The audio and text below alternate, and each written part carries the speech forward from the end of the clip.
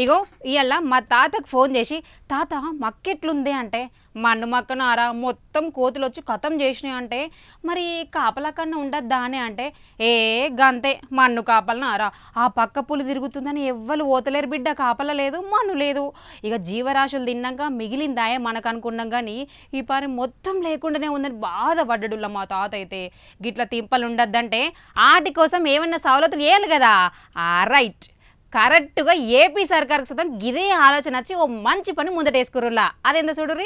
ఆంధ్ర రాష్ట్రం CM Chandrababu sir చిన్న CM Pawan sir ఓ మంచి నిర్ణయం తీసుకుండ్రు.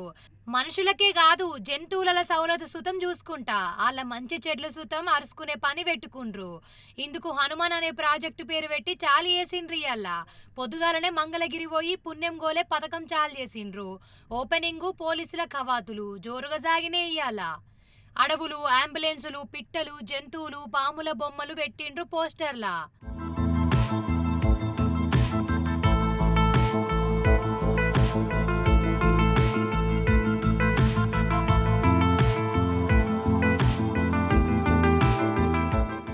అన్నింటిని చూసి అరుచుకుంటూ చిన్న సీఎం పవన్ సారు గీ పాము బొమ్మ చూసిండ్రా అచ్చం నిజంగా పాము లెక్కనే ఉంది కదా. అడవులో ఉండే కోతులు, ఏనుగులు, పులులు, సిరుతలు ఊళ్ళెకత్తన్నాయి. వీటితోటి తిప్పల సుత మస్తు అవుతున్నాయి. ఇవన్నీ ఉండద్దు అంటే ఏం చెయ్యాలి అని ఆలోచన చేసి ఇగో గీ కార్యం ముంగటేసుకుండ్రు సారోళ్ళు. మరి దీని మీద సార్ ఏమంటాండో ఇనుండ్రేది. ఈ Hanuman healing and nurturing units for monitoring aid and nursing of wild life. దీని ముఖ్య ఉద్దేశం మానవ వన్యప్రాణి సంఘర్షణని నివారించడం, తగ్గించడం కోసం రూపకల్పన చేసిన సమగ్ర సాంకేతిక శాస్త్రీయ కార్యక్రమం. ఈ ప్రాజెక్ట్ ద్వారా ముఖ్యంగా మన చిత్తూరు జిల్లా,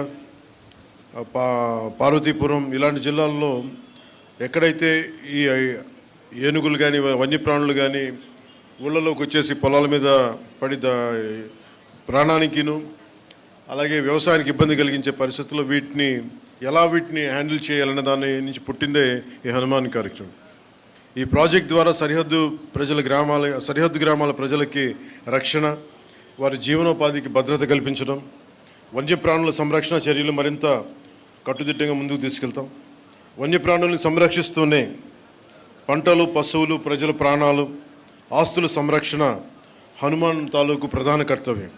జనాలకు జంతువులకు మధ్య కొట్లాట ఉండద్దు. అవి వచ్చి జనాల జీవనం పాడు ఏత్తాన్నాయని ఎవరు బాధపడద్దు, గుబులు పడద్దని ఈ ముచ్చట చేసిన అంటుండ్రు.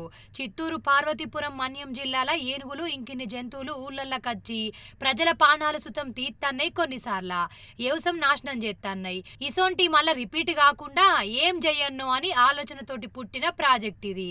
అడవి జంతువులను కాపాడుకుంటూనే వాటి నుంచి జనాలను సుతం కాపాడే ప్రాజెక్టే హనుమాను. ఎవలకు ఏమైనా ఎంటనే స్పందించి ఎంబడే చర్యలు తీసుకున్నాడు, పరిహారం ఇచ్చుడు అన్నట్టు.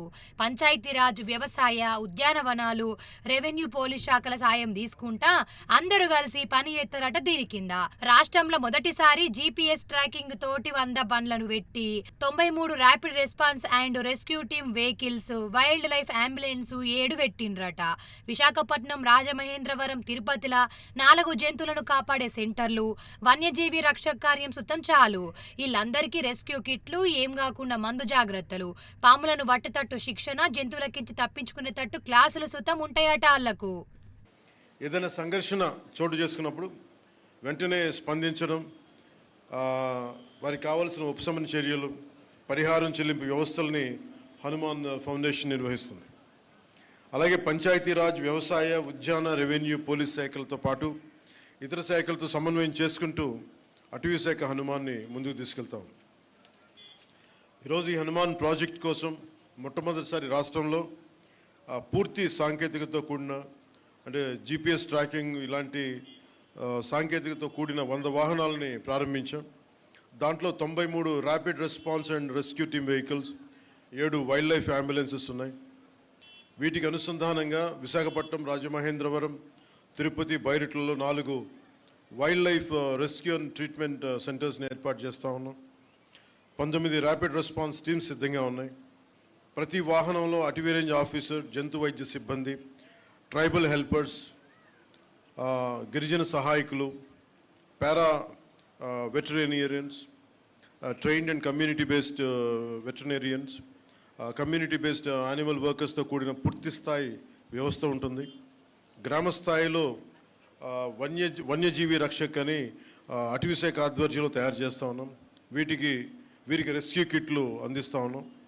గ్రామ స్థాయిలో పాములు మరియు ఇతర జంతువుల నుండి ఎదురయ్యే సమస్యల్ని గ్రామ స్థాయిలోనే పరిష్కరించే విధంగా వారికి శిక్షణ ఇస్తూ ఉన్నాం.